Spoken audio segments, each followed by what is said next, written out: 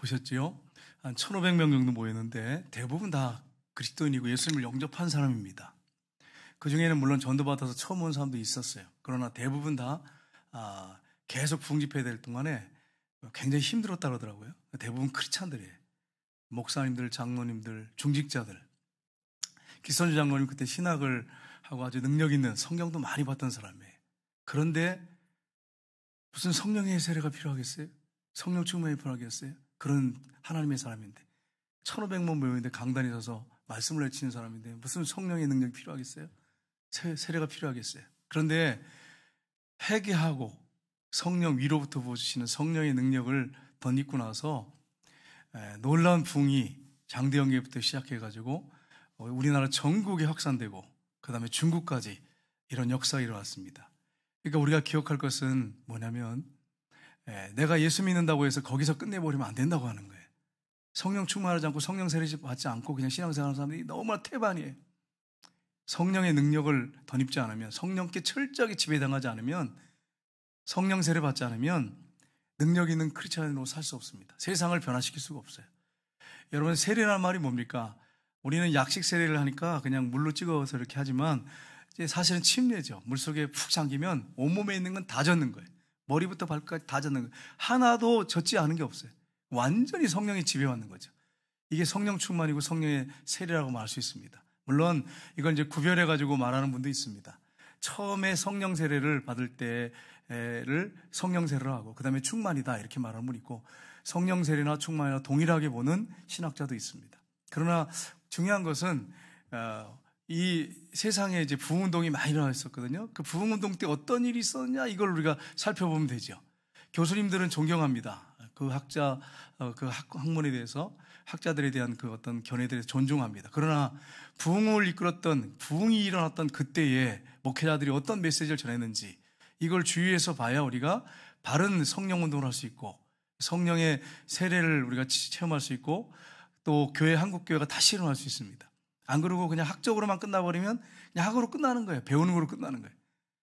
그래서 우리가 이런 사실을 알고 우리가 좀 배웠던 것들에 대해서 좀 내려놓고 부흥운동이 일어났던 때를 우리가 살펴보면서 한국교회가, 우리 교회가 다시 한번 성령의 세례와 성령의 충만으로 다시 일어나는 그런 역사가 있기를 주님의 이름으로 축복합니다. 여러분, 세례 요한이 예수 그리스도를 오시기 전에 예수님이 오시기를 준비했던 사람입니다. 예수님이 그를 극찬했습니다. 여자가 낳은 자 중에 세례 요한보다 큰 자가 없었다, 이렇게 예수님이 분명히 말씀하셨습니다. 세례 요한이 뭘 선포했습니까? 회개하라, 천국이 가까웠느니라. 많은 사람들이 와서 회개하면서 침례를 받습니다. 세례를 받습니다. 그런데 세례 요한이 뭐라고 선포합니까? 나는 너희를 회개케 하기 위해서 물로 세례를 베풀지만 그분이 오시는데 그분은 불과 성령으로 너에게 세례를 주실 것이다. 물 세례로, 물 침례로 끝나는 게 아니라 그분은 성령으로 세례를 주실 것이다. 그렇게 세례 요한이 선포했습니다. 그래서 우리도 이 말씀을 기억하면서 성령의 충만, 성령 세례를 받아야 될 텐데 어떻게 하면 성령의 세례를 받을 수 있을까 하는 부분입니다. 이걸 우리가 구체적으로 성경을 통해서 살펴봤으면 좋겠습니다. 성령의 세례를 받는 방법이 무엇인가 하는 것입니다. 첫 번째는 뭐냐면 부활의 주님을 믿어야 합니다. 부활의 주님을 믿지 않고 부활의 주님을 믿고 영접하지 않으면 성령 세례를 받을 수가 없습니다. 여러분, 사도행전 1장 3절 한번 보겠습니다. 같이 읽겠습니다. 그가 고난받으신 후에 또한 그들에게 확실한 많은 증거로 친히 살아 계심을 나타내사 40일 동안 그들에게 보이시며 하나님 나라의 일을 말씀하시니라. 아멘. 예수님이 십자가에 못 박혀 필려 죽으셨습니다. 그리고 살아나셨어요. 살아나신 다음에 며칠 동안 함께 계셨다 그랬습니까? 제자들과 사람들에게 함께 40일 동안 함께 계셨어요. 그래서 친히 사심을 보이셨어요. 그러니까 예수님의 부활 사건은 몇 명 제자들이 모여가지고 짜가지고 거짓말로 퍼뜨린 소문이 아니란 말이에요. 40일 동안 친히 제자들에게 보이시고 500개 형제에게 일시에 보이신 사건이기 때문에 부활 사건은 거짓이 될 수가 없는 거예요. 진실인 거죠.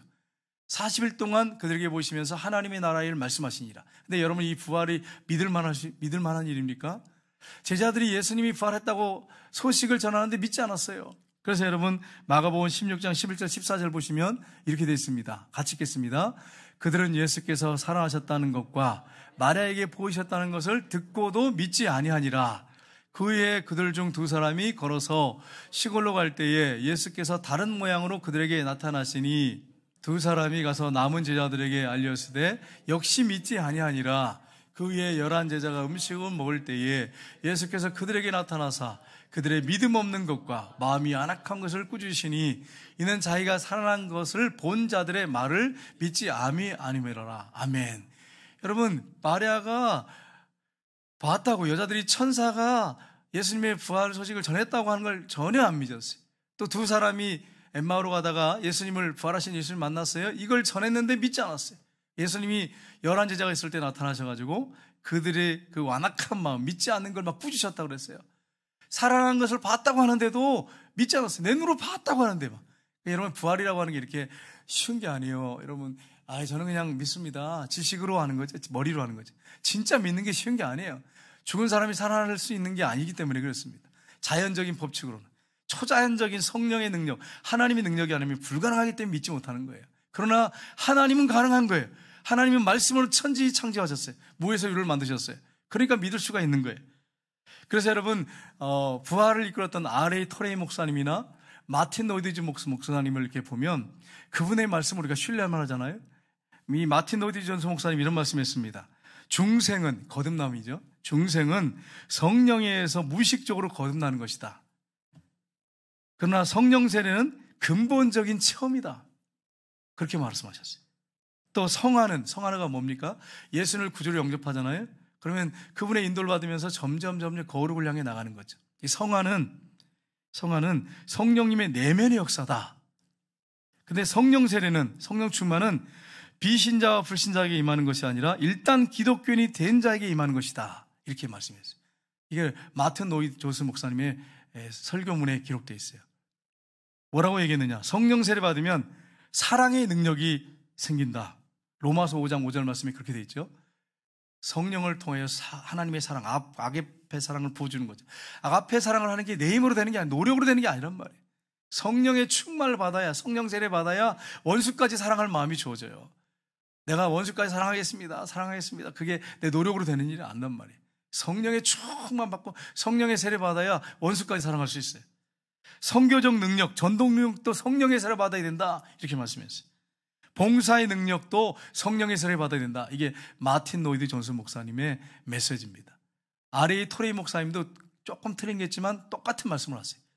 부흥을 이끌었던, 엄청난 부흥을 이끌었던 사람들의 똑같은 메시지.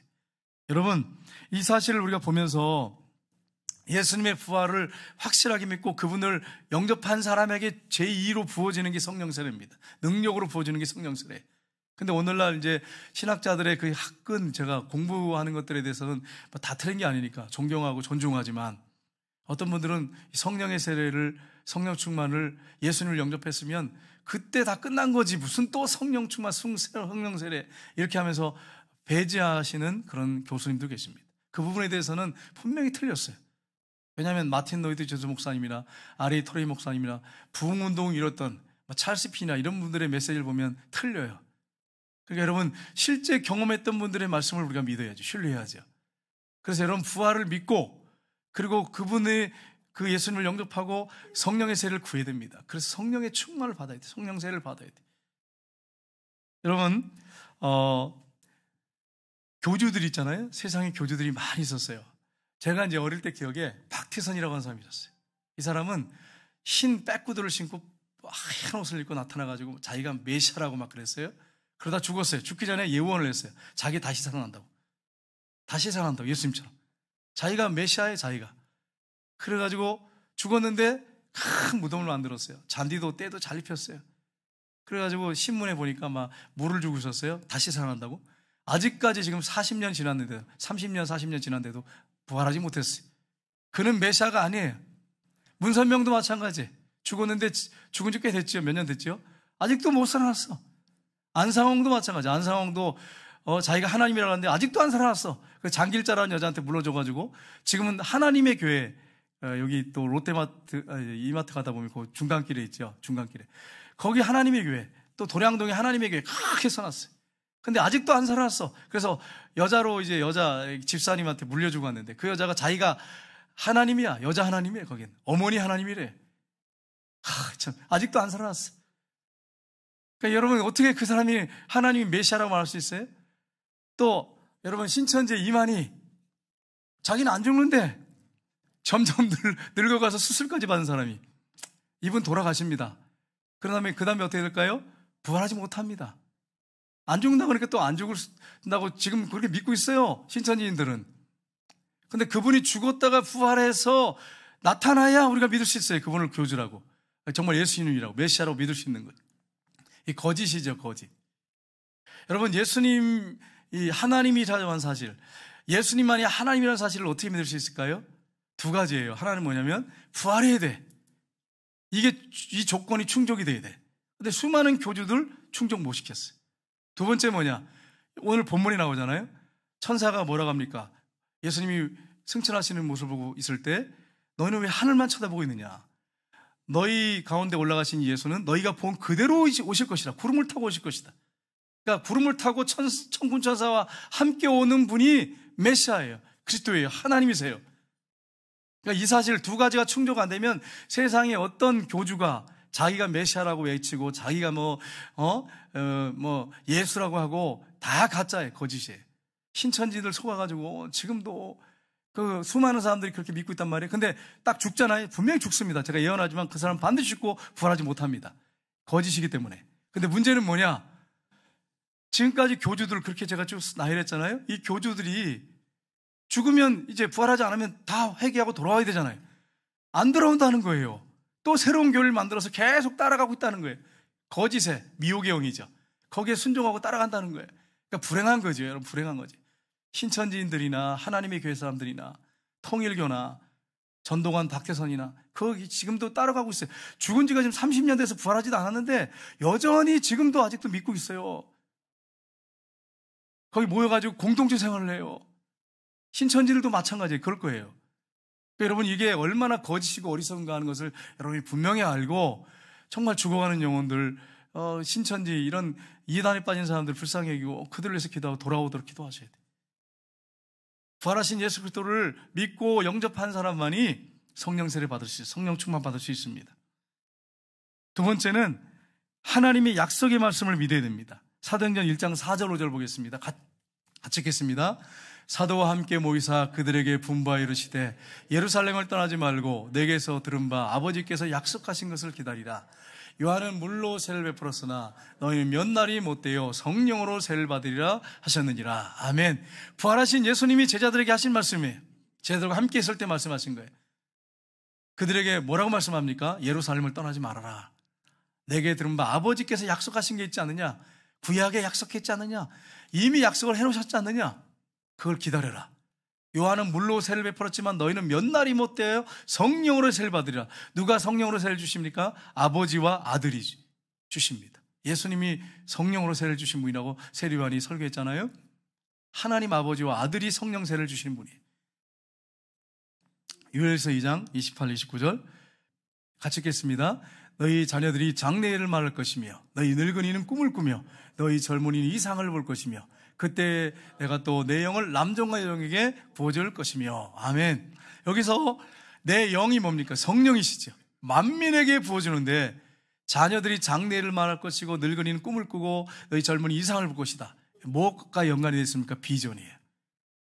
성령의 세를 받으면 꿈과 비전이 생겨요. 꿈과 비전을 보면서 걸어가요. 그렇게 살아요. 남은 생을. 저와 여러분이 그렇게 살기를 주님의 이름으로 축복합니다. 또 이사야 32장 15절 보겠습니다. 이사야 32장 15절 같이 읽겠습니다. 마침내 위에서부터 영을 우리에게 부어주시니 광야가 아름다운 밭이 되며 아름다운 밭은 숲으로 여기게 되리라. 아멘. 이렇게 변한다는 거예요. 우리의 심령뿐 아니라 우리의 삶이 이렇게 변한다는 거예요. 성령을 부어주는데 성령 세례가 임하면 광야가 아름다운 밭이 되며 아름다운 밭은 숲으로 변할 것이다. 이렇게 말씀을 하고 있습니다. 여러분 제가 전에 70이 넘으신 분이 있어서요. 근데 이분이 늦게 예수 믿었는데 성령 세례를 받았어요. 성령 충만 받았어요. 근데 같이 대화하는데 야 계속 꿈꾸는, 개꿈 꾼 거 얘기하는 게 아니라 비전을 말씀하세요. 꿈을 말씀하세요. 제가 계속 차를 마시면서 그분하고 대화하면서 무슨 생각을 했냐면, 야, 이분이 젊은이다. 이분이 청년이다. 그런 생각을 했어요. 정말입니다. 성령의 세례를 받으면 예수 믿는 사람에게 주어지는 성령 충만, 성령 세례가 여러분과 제가 받아야 할 거예요. 받아야 되는데 받으면 꿈과 비전이 생기는 거예요.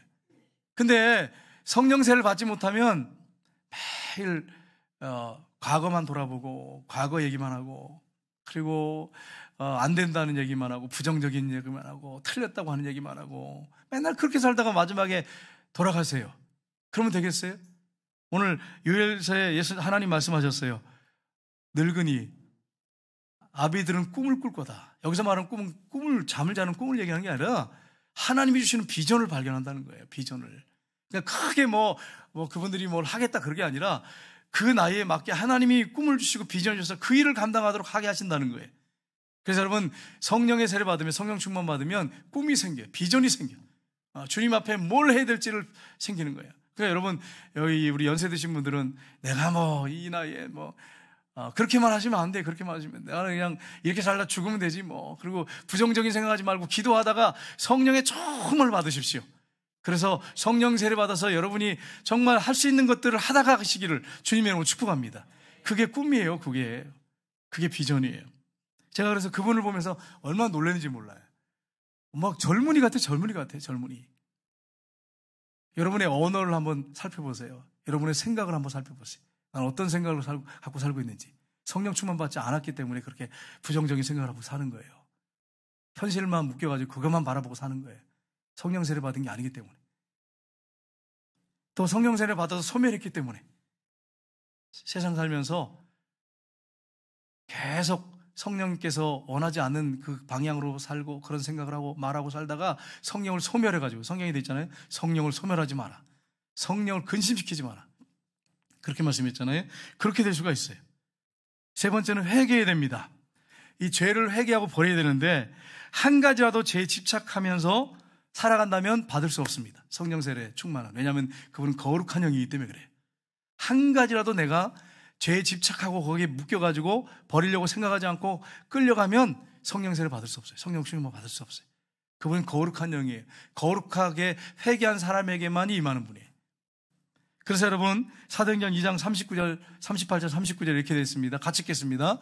베드로가 이르되 너희가 회개하여 각각 예수 그리스도의 이름으로 세례를 받고 제사함을 받으라. 그리하면 성령의 선물을 받으리니 이 약속은 너희와 너희 자녀와 모든 먼데 사람 곧 우리 주 하나님이 얼마든지 부르신 자들에게 하신 것이니라 하고. 아멘. 이 말씀을 지금 사도 베드로가 외치고 있어요. 너희가 회개해야 된다. 회개하고 제사를 받아야 된다. 세례 받아야 된다. 죄에서 돌이켜야 된다는 거죠. 성령을 선물로 받을 것이다. 그러면서 뭐라고 말씀하고 있습니까? 이 약속은 너희와 너희 자녀와 모든 먼데 사람, 세상의 모든 사람들, 모든 교회들, 모든 교단과 교파를 초월해서 정말로 회개하고 돌아오는 사람들, 그런 분들에게 성령의 세례를 부어주겠다고 분명히 말씀했습니다. 여러분, 이 말씀을 전하기 전에 사도 바울이 외쳤던 메시지가 있어요. 그게 뭐냐면, 유대인들이 십자가에 예수님을 넘겨줬잖아요. 십자가에 못 박아 죽이라고 막 외쳤잖아요. 그래서 본디별로다가 십자가 못 박아 죽였어요, 예수님을. 너희가 법 없는 자들의 손을 빌려서, 율법, 말씀 없는 자들의 손을 빌려서 그분을 십자가에 못 박아 죽였지만 다윗이 연한 대로 그 시체가 썩음을 당하지 아니하고 하나님이 살리셨다, 그렇게 외쳐요. 그러면서 너희가 회개하여, 이렇게 외치는 거예요. 각각 너희가 회개하여 세례를 받고 그렇게 죄에서 돌이키면 성령을 받을 것이다, 이렇게 외친 것입니다. 그때 형제들아 우리가 어찌할꼬 하면서 가슴을 치면서 그들이 회개합니다. 그리고 성령이 그들에게 부어집니다. 어떤 예수님을 믿는 사람이 있었는데 형식적으로 믿는 사람이 있었어요. 그런데 이분이 직장이 뭐냐, 직업이 뭐냐, 댄스 교습소에서 댄스를 가르치는 사람이었어요. 그냥 세상 노래 틀어놓고 춤을 치는 거죠. 사모님 한번 치실까요? 이러면서 춤을 추면서 춤을 가르치는 분이었어요. 이렇게 춤을 추고 막 이렇게 얼마나 인생이 즐거워요, 여러분. 네, 얼마나 즐겁겠어요. 맨날 그렇게 세상 노래에 맞춰서 춤을 추니 얼마나 즐거웠겠어요? 네, 그럼 맨날 춤을 추고 있었어요. 그러다가 어느 날 이제 댄스 교습을 마치고 차를 시동을 걸고 이제 집으로 향해서 가는데 우연히 나더를 돌리다가 목사님 설교를 듣게 됐어요.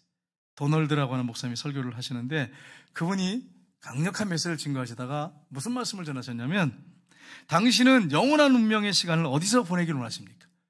천국에서 당신이 나중에 있을 수 있겠습니까? 아니면 지옥에 떨어지겠습니까? 당신의 그 마지막 그 생명이 어디서 영혼을 보내겠습니까? 이런 메시지, 강력한 메시지가 주어졌어요. 운전하다가 가만히 생각했습니다. 예수님이 재림하실 텐데 마지막 심판이 있을 텐데 나는 이렇게 춤을 추고 이렇게 사는데 늘 즐기며 사는데 나는 과연 천국에서 주님을 만날 수 있을까? 재림의 주님을 만날 수 있을까? 회개가 터지기 시작했어요. 그래서 시동을 하다가 차를 멈추고 시동을 껐어요. 그리고서는 길바닥에 무릎을 꿇었어요. 그리고서는 부활의 주님을 영접했습니다. 회개하면서 내가 이제는 정말 하나님이 기뻐하는 일을 하며 살겠습니다. 내 마음에 들어와 주십시오. 죄를 버리겠습니다. 그리고서는 예수님을 구주로 영접했어요. 그리고 집에 돌아가서 술병에 술을 다 그냥 그 싱크대에다 쏟아 부었어요. 그리고 담배도 끊어버리고 그럼 정말 믿음으로 살겠다고 결심을 했어요. 그리고 이분이 나중에 신학을 했어요. 목사님이 되셨습니다. 그분이 누구냐? 케네디 목사님이신데 케네디 대통령이 아니라 케네디 목사님이세요. 이분이 전도 폭발 교재를 써서 수많은 영혼들을 주께로 인도하는 훌륭한 목사님이 되셨어요. 여러분, 회개해야지, 죄에서 돌이켜야만이 성령의 충만을 받습니다. 회개하지 않은 사람은 성령 충만 받지 못합니다. 그냥 교회 왔다 갔다 할 수 있어요. 그냥 평생 그러다가 끝날 수 있어요. 우리가 그렇게 살아서 되겠어요? 성령의 세례를 받아서 능력 있는 삶을 살아야죠. 네 번째는 성령을 사모하면서 구해야 됩니다. 예수님께서 예루살렘을 떠나지 말고 내게 들은 아버지 약속하신 것을 기다려라. 사모하면서 기다려라. 그런 말이겠죠. 떠나지 말아라. 사도행전 1장 13절 15절 상반절 한번 보겠습니다. 같이 읽겠습니다. 들어가 그들이 유하는 다락방으로 올라가니 베드로, 요한, 야고보, 안드레, 빌립, 도마, 바돌로메, 마테와 및 알페의 아들 야고보, 세료드니 시몬, 야고보의 아들 유다가 다 거기 있어 여자들과 예수의 어머니 마리아와 예수의 아들과 더불어 마음을 같이하여 오로지 기도에 힘쓰더라. 모인 무리의 수가 약 120명이나 되더라. 아멘. 120명이 간절하게 사모하면서 기도하기 시작했어요. 제가 기도 원어를 찾아보니까 한 마음으로 확고하게 서서 이렇게 어떻게 확고하게 서서 흔들리지 않고 기속적으로 기도할 수 있었을까요? 어느 사람이 그렇게 되어 있어요. 예수님이 부활하셨어요. 눈으로 직접 봤어요. 그분이 예루살렘 떠나지 말아라. 부활하신 예수님이 말씀하신 거예요. 그들이 예수 안 믿는 사람들이에요? 부활의 예수님을 보고 믿은 사람들이에요. 보고 믿었던 사람이에요. 보고. 안 믿었던 사람들이 아니에요. 예수님이 부활하신 건 40일 동안 보고 믿었던 사람들이에요. 예수님이 뭐라고 말씀했어요? 예루살렘 떠나지 말고 내게 들은 아버지 약속하신 것을 기다려라. 너희가 몇 날이 못 되어 성령으로 세례를 받을 것이다. 예수님 말씀했죠. 그래서 그들이 확실한 믿음을 가지고 확고하게 서서 계속 지속적으로 흔들리지 않고 기도했어요. 그럴 때 10일 정도 기도했거든요. 예수님이 십자가 죽으시고 부활하셨어요. 그게 6월절이었죠. 예수님이 40일 동안 계셨어요. 그리고 10일 동안 기도했어요. 그럼 50일째 된 날이 오순절이잖아요. 오순절날 성령이 임했습니다. 간절히 기도할 때 성령이 임했어요. 사모하면서 기도해야 됩니다.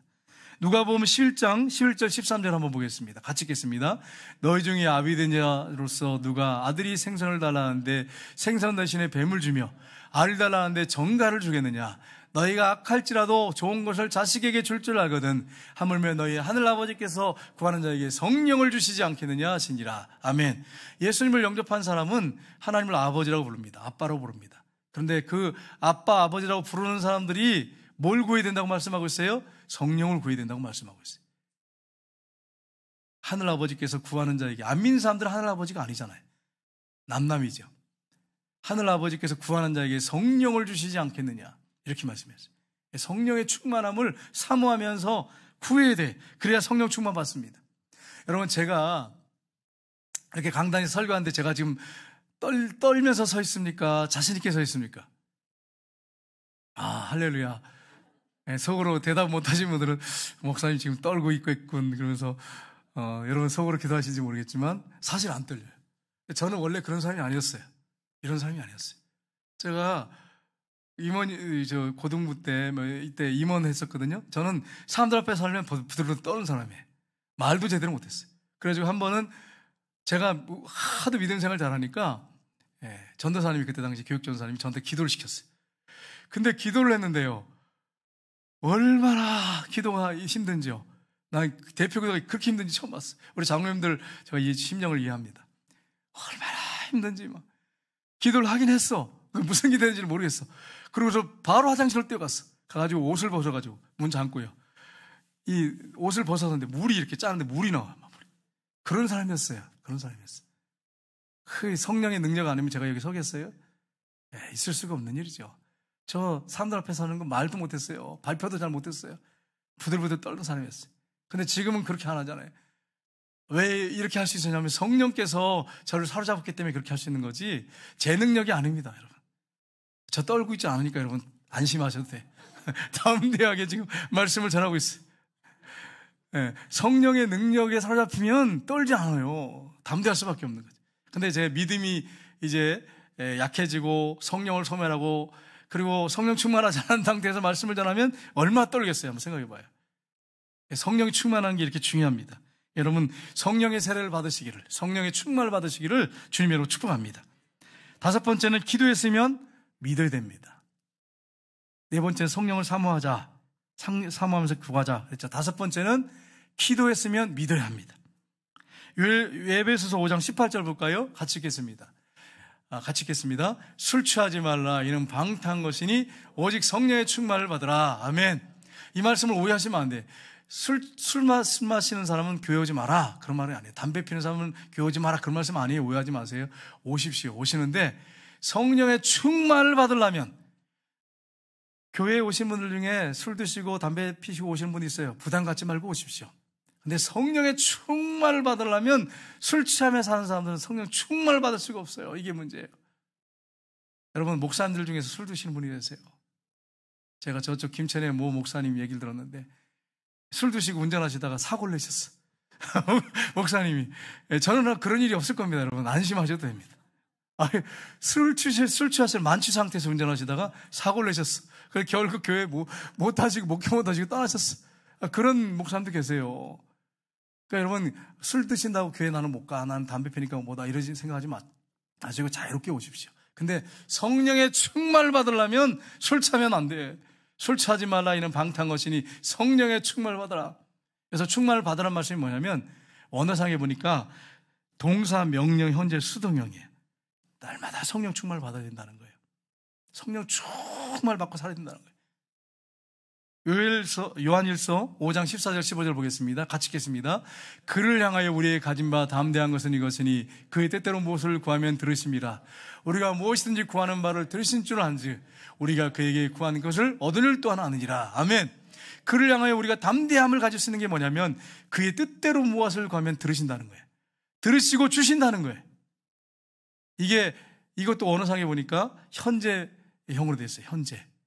현재 능동형으로 되어 있어요. 그러니까 주신다는 거예요. 믿고 구하면 주신다는 거예요. 여러분 성령 충만이 하나님의 뜻입니까? 성령 충만 여러분 받는 거, 성령 세례 받는 게 하나님 뜻인데 여러분 이 사실을 믿으십니까? 예, 그러면 구하면 주시는 거예요. 구하면 회개하고 간절히 사모하면서 구하면 주시는 거예요. 마가복음 11장 24절에 보니까 이렇게 됐습니다.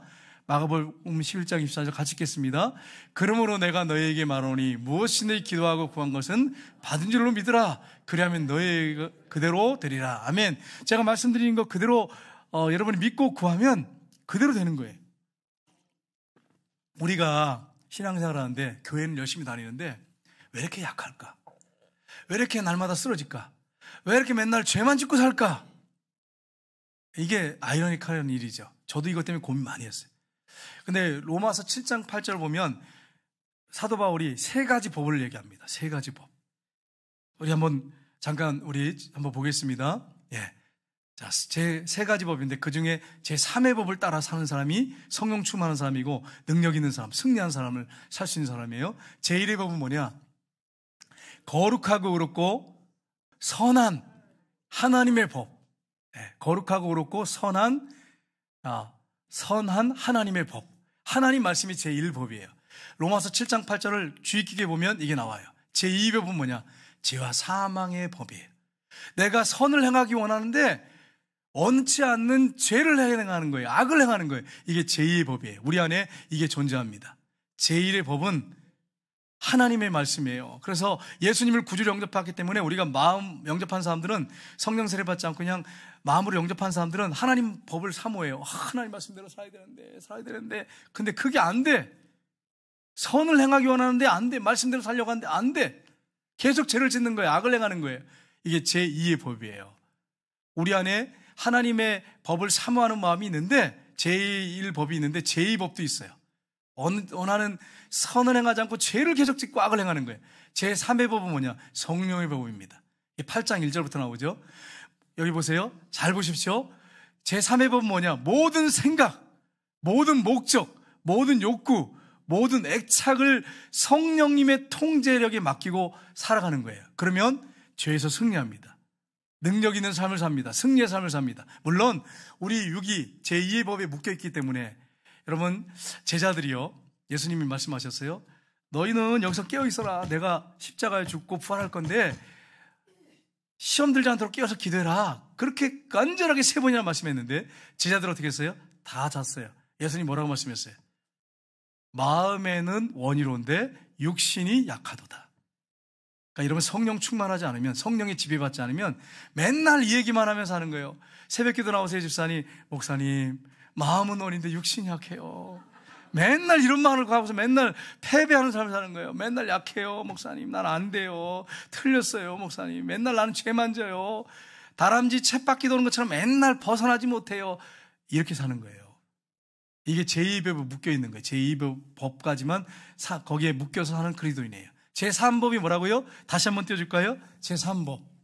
지사님 다시 한번 띄워주세요. 제3법은 뭐예요? 모든 생각, 모든 목적, 모든 욕구, 모든 애착, 내가 막 사랑하고 어느 곳에 막 거기에 집착하는 거, 거기에 따라가는 거, 그것까지, 왜냐하면 이게 제2법이거든요. 성령님의 통제력에 맡기고 성령 충만 받아서 사는 거예요. 이렇게 사는 사람이 승리의 삶을 삽니다. 이게 로마서 7장 8절의 핵심 내용이에요. 그래서 여러분이 죄를 이기고 승리하는 삶을 살려면 어떻게 되느냐? 성령의 세례 받아야 돼. 성령 충만 받아야 돼. 예수님을 구주로 영접한 거, 마틴 노이드지 목사님 말씀하신 것처럼 그 정도 가지고는 죄를 이길 수 없어요. 맨날 마음은 어린데 육신이 약합니다. 맨날 이러고 실패하며 사는 거예요. 연약한 모습만 가지고 사는 거예요. 제3의 법, 성령의 법에 순종하며 사는 사람, 성령의 세례 조금만 받아가지고 능력 있게 사는 사람, 그 사람만이 세상을 이깁니다. 그 사람만이 능력 있는 삶을 삽니다. 죄를 이깁니다. 다람쥐 쳇바퀴 도는처럼 돌아가는 삶에서 벗어날 수 있습니다. 여러분과 제가 그렇게 되기를 주님의 이름으로 축복합니다. 기도하겠습니다. 하나님.